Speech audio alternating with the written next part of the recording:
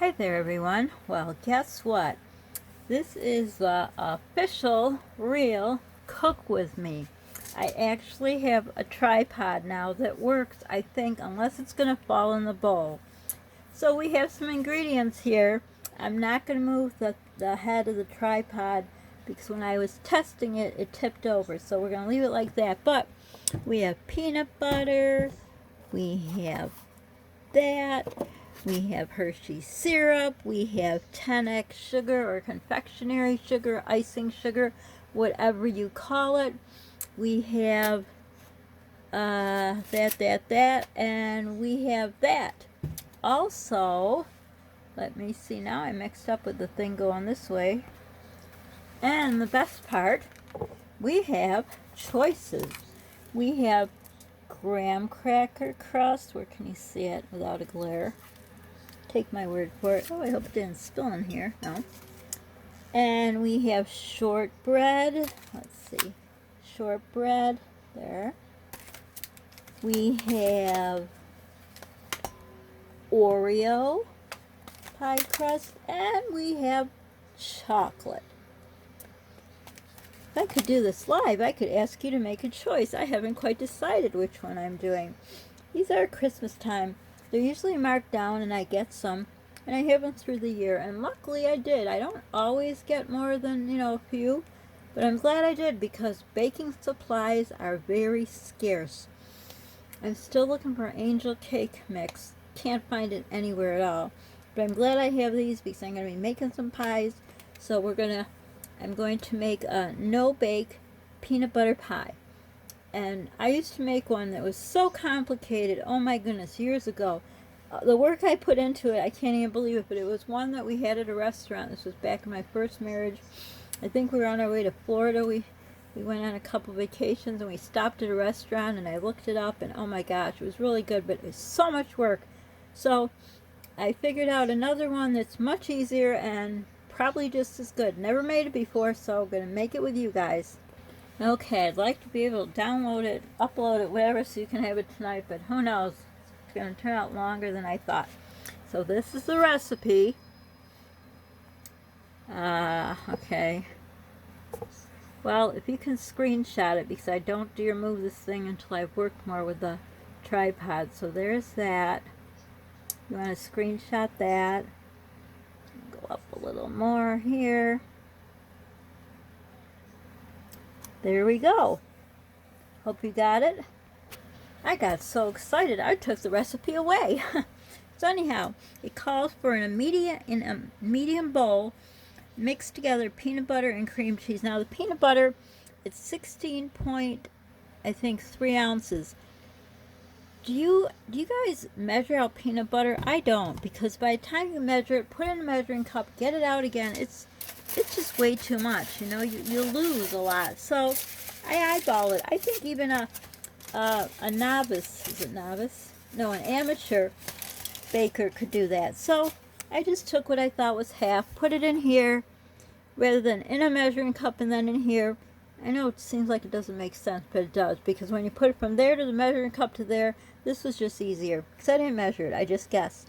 So I'm going to take this, and I usually don't buy Peter Pan, but there hasn't been peanut butter in the store.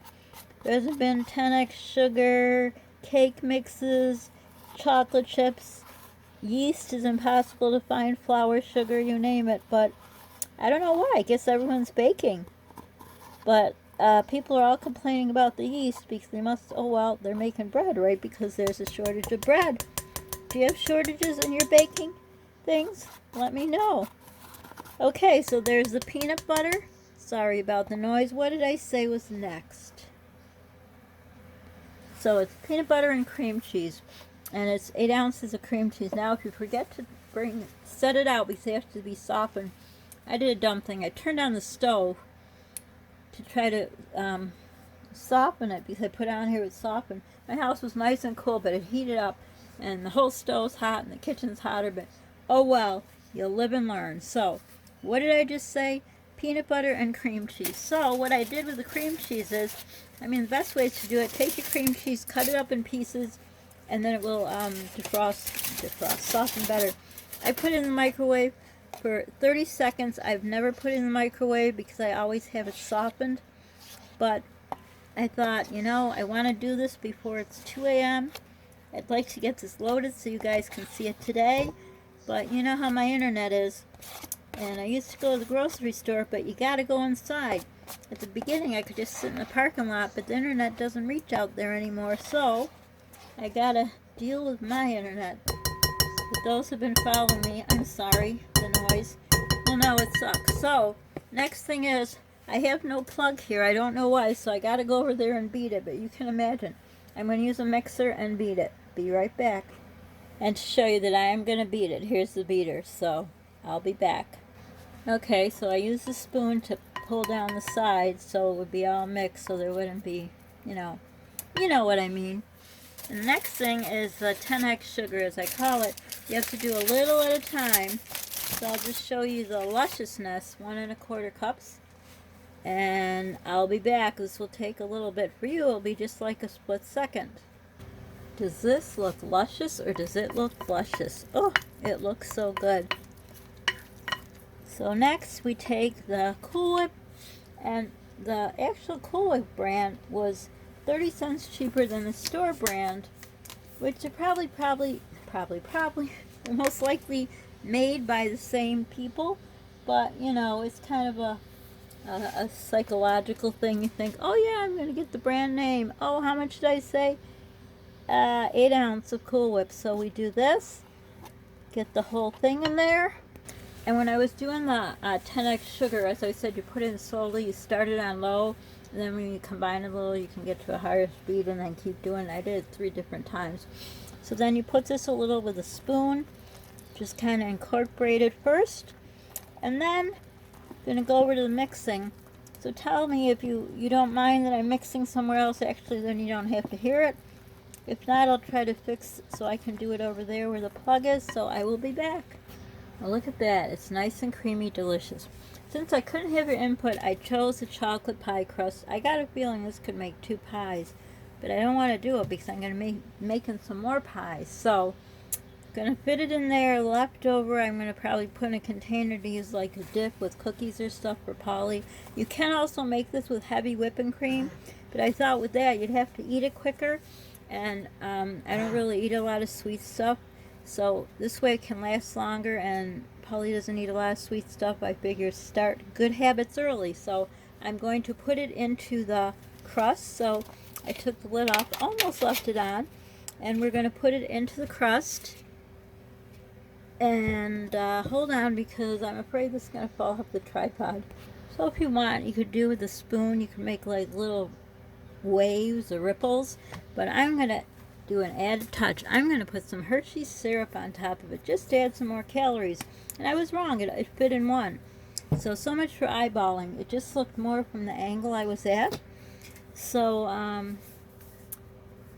okay. So I'm going to put some of this. Just kind of make a little design. Should have thought out my design, but it's just, you know, kind of freehand. Maybe I'll go this way too. This way, you know, this would be good if you could freeze it and eat it frozen. Wonder if you could do that. I bet you can, because I didn't freeze the Cool Whip yet. That would be delicious, but this one's going in the fridge. But I bet you could freeze this. This would be very, very good frozen. So doesn't that look good? Wait, where's the area right there? There? No, there. There's a little bit more. Oops, coming too fast. So much for the nice decoration. Who cares? It's going to taste good. So then you just put the top on that comes with it. Make sure there's no sticky stuff in there. So you put it on and you do up the sides all the way around. Put in the fridge for, I think, 3 to 4 hours or whatever the recipe said. And don't touch it now because you won't be able to cut it. So wait. It's good to wait. I think it's in the fridge. Now I'm wondering, is it in the freezer? No, I'm sure it's the fridge. So the hard part now is waiting. I hope you enjoyed. This is the first in a series. So let me know if you'd like to have some more Cook With Me's. So don't forget to subscribe. Like if you like this. Hit the notification bell. Share. Sharing is caring. Share my video in case someone else wants to make this. Should I say sharing is caring? Don't forget to pay it forward. It feels good in my heart, Polly's heart, and everyone's heart. And don't forget to help someone out, even if it's just a phone call in these awful times we're going through. So why not start baking, you know? You can, and you can also make this if you have like diabetes or you're on a diet. This is already over 10 minutes. It's probably not going to load tonight. But anyhow, you could use the sugar-free Cool Whip. You could use the sugar-free peanut butter. I wouldn't put the chocolate in there. It's sugar-free.